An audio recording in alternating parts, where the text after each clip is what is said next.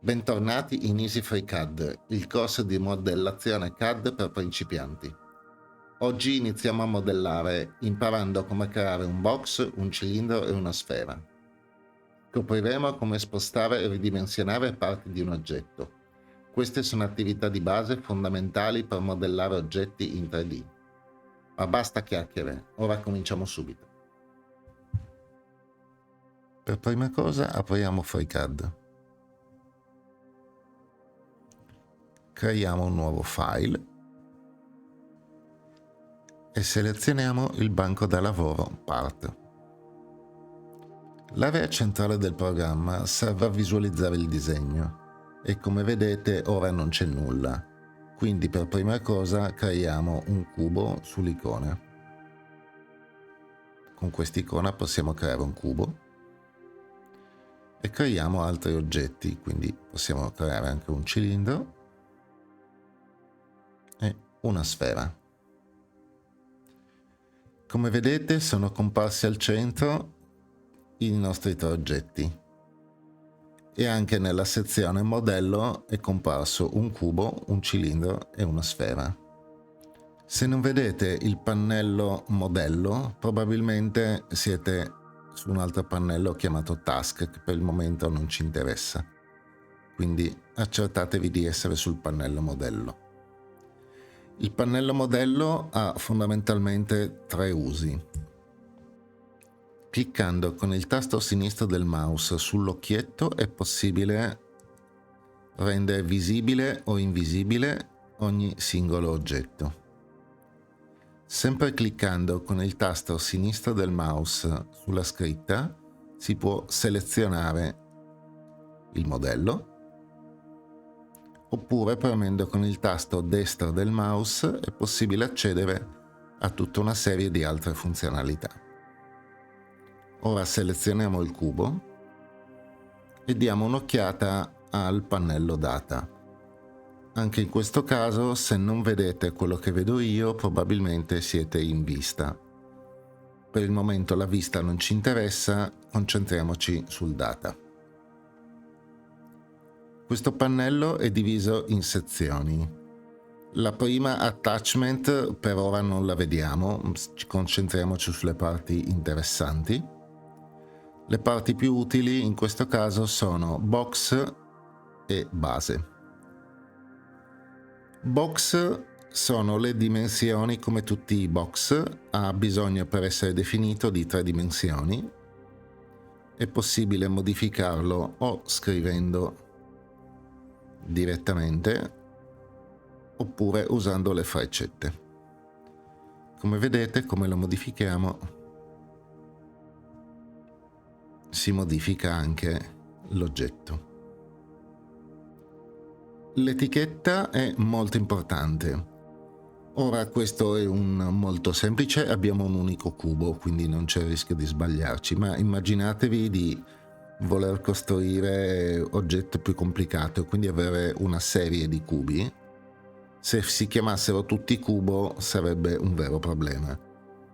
Quindi ricordatevi quando costruite degli oggetti di dare un nome parlante al nostro componente. Placement è la posizione nello spazio dell'oggetto e qui è necessario fare un minimo di teoria. In FreeCAD tutto ha un punto di origine, compreso lo spazio in cui ci troviamo. Ora, se facciamo scomparire i nostri oggetti, scopriremo che sembra che lo spazio non abbia un vero punto di origine.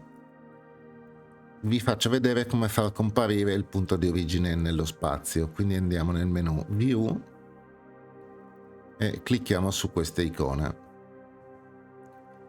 Questo è il punto di origine dello spazio. Ora, anche ogni singolo oggetto ha un punto di origine. Quindi il nostro cubo si è posizionato sul punto di origine 0 dello spazio. A seconda dell'oggetto, il punto di origine potrebbe essere diverso. Ad esempio nel cilindro il punto di origine si trova alla base dell'oggetto in centro rispetto al cerchio da cui viene estruso il cilindro. Nel caso della sfera, il punto di origine risulta essere il punto centrale della sfera.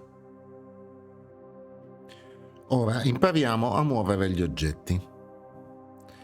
Sebbene sia possibile modificare manualmente la posizione, esiste un sistema molto più comodo. Posizioniamoci sull'oggetto che vogliamo muovere, premiamo il tasto destro del mouse e clicchiamo su Trasforma.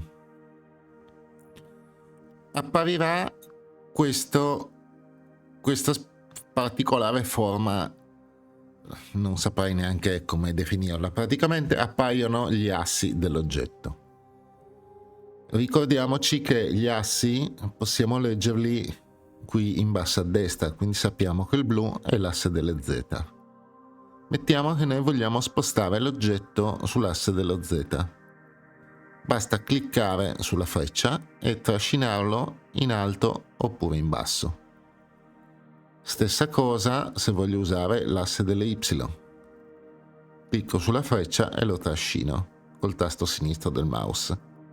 Stessa cosa sull'asse delle X. Un altro movimento interessante è la rotazione dell'oggetto sul suo punto, diciamo così, di costruzione. Notiamo che quando abbiamo cliccato sul modifica si è aperta questo pannello con scritto task. È piuttosto importante. Qui abbiamo di quanto si può muovere, quali sono gli step di movimento. In questo caso si muove di 1 mm per volta e questa qui è la percentuale di rotazione. Facciamo un esempio. Per ruotare un oggetto bisogna cliccare sul pallino e tirarlo. In questo caso l'abbiamo cliccato e si muove di 45 gradi. Se noi vogliamo farlo muovere di solo 5 gradi, dobbiamo impostare 5 e trascinare il pallino.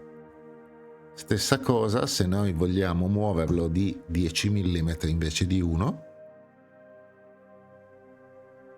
ok? Oppure però possiamo provare a fare di 100. Noi lo tiriamo e fino a quando non arriva a 100 l'oggetto non scatta. Questo è il sistema più semplice per muovere. In alternativa sarebbe possibile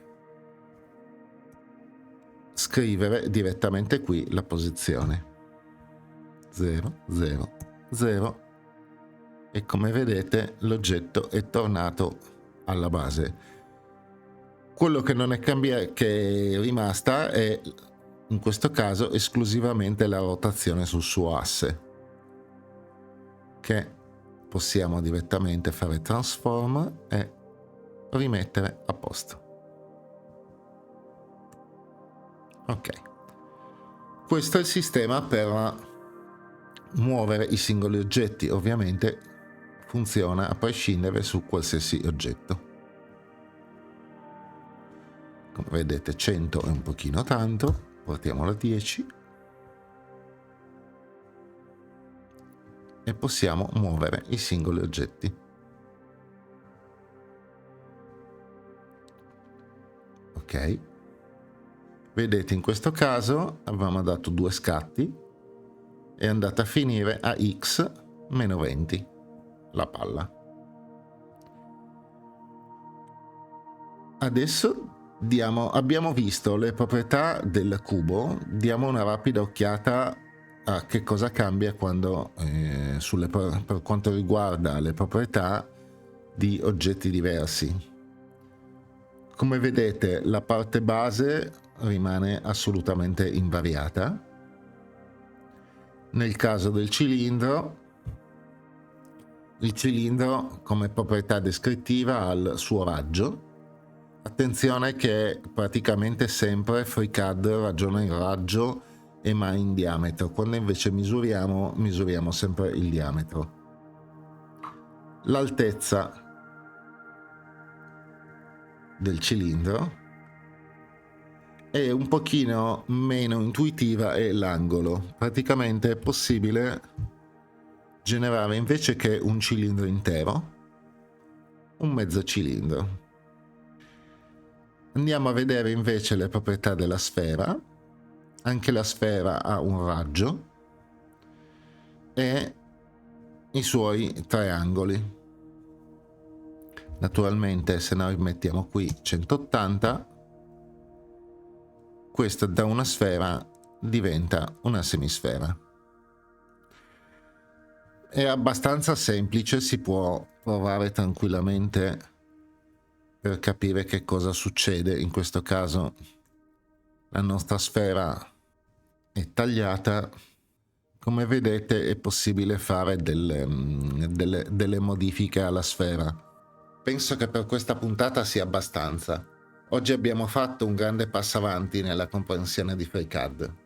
Nella prossima puntata vedremo come creare altre forme geometriche e soprattutto unire e sottrarre forme tra di loro per creare oggetti più complessi. Ricordati di iscriverti e attivare la campanella per non perderti le nuove puntate. A presto!